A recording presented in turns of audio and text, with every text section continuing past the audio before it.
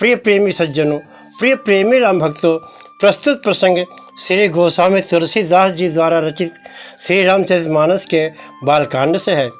प्रसंग में श्री शिव जी द्वारा सती जी को समझाने का दिव्य वर्णन देखिए। प्रिय सज्जनों, यदि ये वीडियो आपको अच्छा लगे तो एक लाइक करने की कृपा करें। प्रिय भाइयों, यद्यपि अगस्त ऋषि द्वारा श्री शिव जी और श्री सती दोनों ने श्री राम जी की पावन कथा का साथ साथ वर्णन सुना और शिव जी ने अपने इष्ट देव श्री राम जी की भक्ति मुनि अगस्त जी को सुनाई, यानी तीनों लोगों ने साथ साथ सारा सत्संग सुना, लेकिन सती जी ने उस कथा को ध्यान से नहीं सुना। इस कारण वे परमात्मा श्री राम की महिमा को नहीं समझ पाई। इसी से उनके मन में श्री राम जी के प्रति संदेह हो गया। परिणाम स्वरूप उनको परम दुख प्राप्त हुआ। देखिए दिव्य वर्णन। लाग नवुर उपदेशु जदपि कहो शिव बार बहु, बोले बिहसी महेशु हरि माया बलु जान जिए। यद्यपि शिव जी ने बहुत बार अनेकों बार से अनेकों तरीके से सती जी को समझाया, फिर भी सती जी के हृदय में उनका उपदेश नहीं बैठा। तब महादेव जी ने मन में भगवान की महिमा का बल जानकर मुस्कुराते हुए कहा।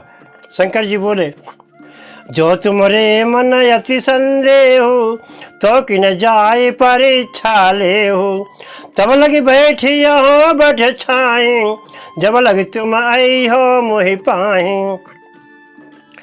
श्री शिव जी ने कहा कि हे सती जी, जो तुम्हारे मन में बहुत ही संदेह है तो तुम जाकर परीक्षा क्यों नहीं लेती। जब तक मैं यहीं पर बैठा रहूँगा, यानी जब तक तुम मेरे पास नहीं लौट कर आओगी तब तक मैं इसी यानी बरगद की छाया में बैठा रहूँगा। जैसे जाई मोह भ्रम भारी, करे उस जतन विवेक विचारी, चली सती शिव आय सुपाई, करहि विचारी करो का भाई। श्री शंकर जी ने सती जी को समझा कर कहा कि जिस प्रकार तुम्हारा यह अज्ञान जनित भारी भ्रम दूर हो जाए, यानी तुम्हारे मन का संदेह दूर हो जाए कि वास्तव में परमात्मा श्री राम हैं कि नहीं, उनकी भली भांति से परीक्षा ले लेना और विवेक के यानी ज्ञान पूर्वक सोच समझकर तुम वही करना जो तुमको अच्छा लगे। शिव जी की आज्ञा पाकर सती जी चली और मन में सोचने लगी कि हे भाई, क्या करूं, मैं राम जी की परीक्षा कैसे लूं। यहाँ शंभु समन अनुमाना, दक्ष सुता कहूँ नहीं कल्याणा, मोरे कहे न संशय जाहि, विधि विपरीति भलाई नाही।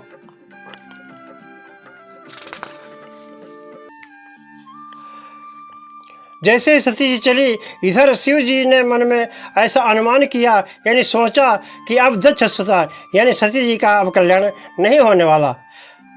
जब मेरे समझाने से भी संदेह दूर नहीं होता तब मालूम होता है विधाता ही उल्टे हैं, अब सती जी का कुशल नहीं है। यानी कहने का मतलब ये है कि शंकर जी के समान संसार में कोई दूसरा गुरु यानी समझाने वाला नहीं है।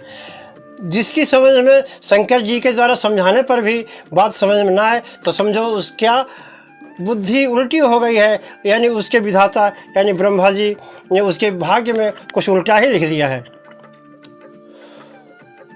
होई है सोई जो राम रचि राखा, को कर तर के बढ़ा वही शाखा, अस कही लगे जपन हरि नामा, गई सती जहाँ प्रभु सुख धामा।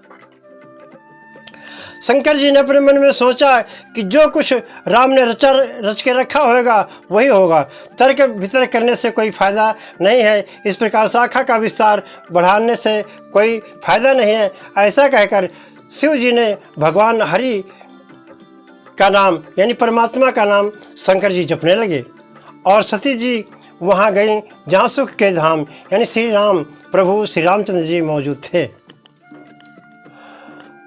पुण्य पुण्य हृदय विचार कर धर सीता कर रूप, आगे हुई चली पंथ तिहि जहि आवत नर भूप सियावर।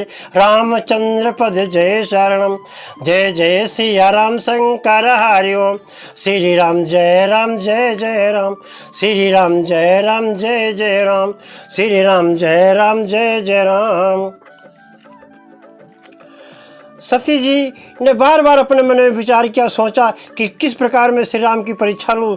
जब कुछ सोच विचार में आया तब उन्होंने सीता जी का रूप धारण किया और उस मार्ग की ओर आगे होकर चली जिस मार्ग पे श्री रामचंद्र जी आगे आ रहे थे। उसी मार्ग पर सीता जी आगे बैठ गईं और मनुष्य का राजा रामचंद्र जी जिधर आ रहे थे वहीं आगे सती जी सीता जी का रूप बनाकर आगे बैठ गईं।